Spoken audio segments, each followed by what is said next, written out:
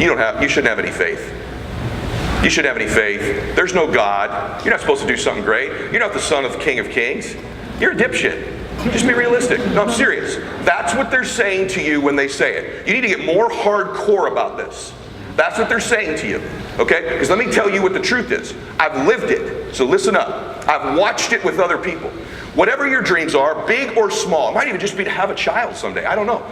You might have to adopt to get it, some of you, right? But whatever that dream is, to retire your mom, I don't care what it is.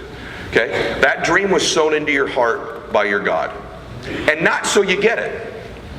Here's the profound part.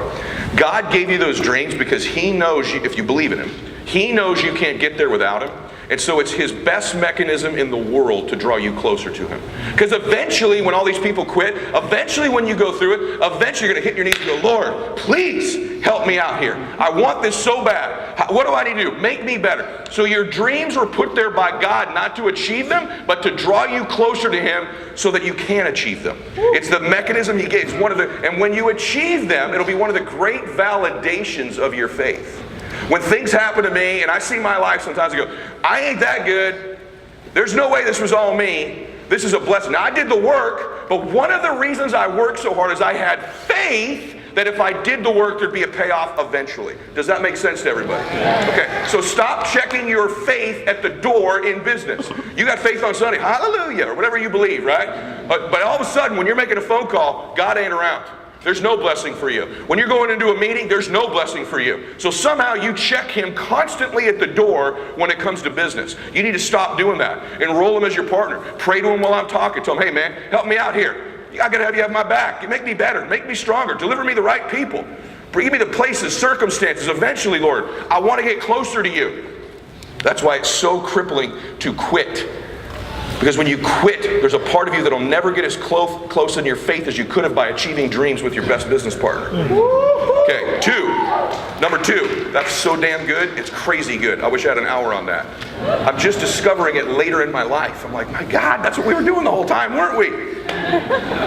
Right? Number two, self-improvement. You're never going to out-earn your identity. You got to work on you and work on you and work on you. You'll never out-earn your self-worth. You'll never get more out of life than you believe you'll deserve. And so you've got to read the books, listen to the tapes, work on your fitness, do the things other people aren't willing to do so you can have the things they're not willing to have. You will never. It's like I talk about this in my audios all the time. There's a thermostat, a governor on your life. And if you only believe you're a 75 degree, or even if the circumstances get hotter and better, you will unconsciously start to cool it down. If you look back at your time in WFG, you'll see there's these false starts after false starts. You know what those are? That's you getting ahead of your identity. It's you doing a little bit better than you think you're worth. And you cool it down. You stop getting wide. You stop recruiting. You start getting busy. You get in a car accident. You think all that stuff's circumstantial. You're manifesting that crap to cool your life down. The same is also true. One of your great fears is being totally broken. You can't eat. Guess what? You've always eaten. You know why? Because you live in the United States. There's always an opportunity. So you'll heat things back up. So the trick is to be able to work on what you think you're worth, so that when that abundance comes your way, you feel like you belong there and you don't have to turn the air conditioners down. That's why you always have to be working on yourself. And you front rowers, if you're wondering why I continue to push through, why right now I can tell you honest to God, if you're on, some of you got messages from me at 3:30 last night. I'm working on 3-4 hour, not 7 like I used to. I'm working 18, 19, 20-hour days at this stage in my life. Okay? Harder than I've ever worked in my life. And I'm going to tell you why. It's because I've pushed through. I hate where I am. I'm uncomfortable. I don't hate my financial situation. I hate my reach. I hate me not using some of the gifts I have to their max, which is why I'm on social media. I want to reach millions of people around the world, which I've started to. And so I hate where I am. Malcolm X said, that which you do not hate, you will eventually tolerate. We get out of life what we're willing to tolerate. That's all your self-improvement and your identity. You must work on that. So everybody with me? Yeah. Okay, so, by the way, if you don't have faith, that's okay. Believe in you. Believe in the universe. Whatever you believe in. I'm not here to preach to you my beliefs. If you want to know what they are, you can ask me, but I'm not on the stage. Third thing, you got to learn to close and persuade. I told Joe last night, I'm selling him on bringing a couple sales trainers into WFG. And I said, Joe, you can take Penny Oy, Swan Wen, you, me, Guillermo, whoever the hell you want to mention. We're all different people. We run different models. We have different personalities. You know what we can all do? Close. We can all get a check. We can all persuade people. We can all get them to say yes. If you don't develop that skill, you will fail not in WFG. You will fail in life. You won't close your kids on getting good grades. You won't close your kids on staying off drugs. You won't close your spouse on loving you more. You won't close anybody in your life on anything. The art of persuasion and closing people to do things in their own benefit leads to a good life. You can't, if you're a pastor and you can't close, nobody accepts the Lord. I'm serious. Closing and persuasion is one of the great gifts. My children leave my home, guess what? I want their faith first. I want them to have massive self-confidence and personal development, and I want them to be able to talk and persuade people.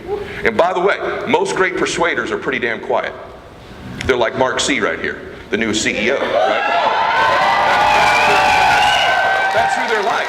They're not loud, because loud people repel people. Quiet people in their own way, because they're more quiet, you can see their certainty on their face more. You can see their conviction more. So you don't need to be loud and boisterous. You need to be certain. You need to experience total belief, and you have to be able to communicate it in your way. You have to be able to close. If you can't close, you're not going to make money here. You're not going to last. And you don't develop closers, you're not going to last. Is everyone with me on that? Yeah. It's a massively important deal. Who do I think is a good closer? This is a hierarchy full of great ones, starting with G. But there's Grant Cardone. There's other guys out there who teach the stuff that I think are outstanding. I'm pretty good at it too, right? So you got to start studying it. Watch field training. Practice your presentation. Practice your words. You got to come up with a 1 minute. Every great presentation, I just on Instagram the other day, every great presentation, in the middle of it, you should just stop and go, can I just set this aside? Can I just tell you why I love this? And for a minute you connect and give energy to someone, not words. The most persuasive thing in the world is a transfer of energy, passion, belief. That's what persuades, not words. Facts tell, stories sell, energy closes. Okay? So you transfer energy. So every presentation, there ought to be a point where you just go, you know how like you're all worried about all the words? You could screw it all up and you go, you know what? Forget this. Can I just tell you why I believe in this so much? And you go heart to heart, in spirit, inspiration, and you affect somebody. That's how you close. That's how you begin to close, is transfer of energy. You can't give me what you're not experiencing though. So you got to really believe it. You got to really feel it. You got to really love it. Okay, 4, you got to get wide. You hear that over and over again. This is a numbers business. You're not playing enough numbers. People, by the way, I used to only work with $100,000 earners. Now I find myself messaging people all over WFG and all over every business in the world that aren't successful, and they keep asking me, and almost to a person, it's like, you've only talked to 9 people. I've been doing this 24 years. 1 person in my family is actively involved in WFG. 2 people I knew before WFG started are still in the company. 2. So what if I thought the first 9 I had to make or break on them? You got to talk to more people. You got to run larger numbers. You got to be, and by the way, if you thought you had the cure for cancer, you'd be talking to them. So your lack of talking to people is this. You ready? I'm going to give it to you. It's your obsession with what other people think about you. You don't really care about people. You care about you. I'm going to get real with you. You say you care about people. You say you're giving. You say you're kind. And you're self-obsessed. You know why you get nervous when you talk to somebody? You're not worried about helping them. You're worried about how they think about you. So all you people who think you're good people, then really be good people. And stop worrying so much about your damn self. If you could just get to the point before a conversation, before a phone call, before a meeting, and you eliminate you, which is easy for you because you really are a good person. You eliminate you. What you're going to get out of it, what they're going to think about you, what the end result is. You can just eliminate that. Guess what? You're a closer. Because you're in their world, not yours. It'll flow from you. The biggest thing that holds you back is you worrying about what they're thinking about what you're saying and doing. And it's going to ruin your entire life, not just WFG. I can tell you honestly, man, I want people to like me. Really give a shit though.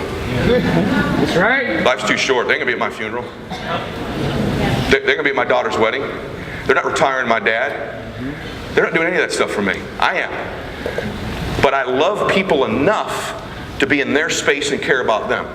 So your problem is you care too much about you. If you really care about people, you'd be talking to more. You'd be helping more. You'd be less nervous about it. Because we already know they're probably going to say no. Now you got to go, here's what's crazy. You have to go in to every conversation expecting them to say yes, but acting like they won't. You have to have every recruiter team expecting them to be your next SMD, and acting like they're going to quit tomorrow. So how would you act if they were going to quit tomorrow? You go get another one. Act and expect greatness, but act the opposite. Does that make sense to everybody? Yes. You wanted more motivation today, huh? Sorry. 5, you got to build leaders. Big topic, only got a minute for it. First way you build leaders, you ready? Taproot them. Physically build a leader. Forget this mumbo jumbo emotional stuff. Physically build a leader. Physically building one means building them an agency leg. When you get a new recruit, your first thought shouldn't be, thank God they're here, let's get them back Tuesday night. Or let's get them licensed. Okay? We have thousands of people who have a license who don't do jack squat.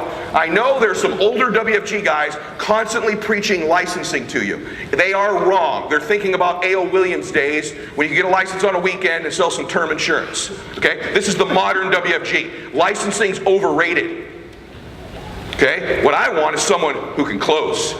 I want someone with some appointments. I want somebody with some identity. I want somebody with some experience, with some field training. Just so you know, we say we have 60,000 people, but about 30,000 of them do nothing. And you know why? Because they got licensed before they knew what they were doing. And then they start paying E&O and whatever other fees they get, and they leave. So the first thing should not be licensing. It should happen pretty quickly. It could even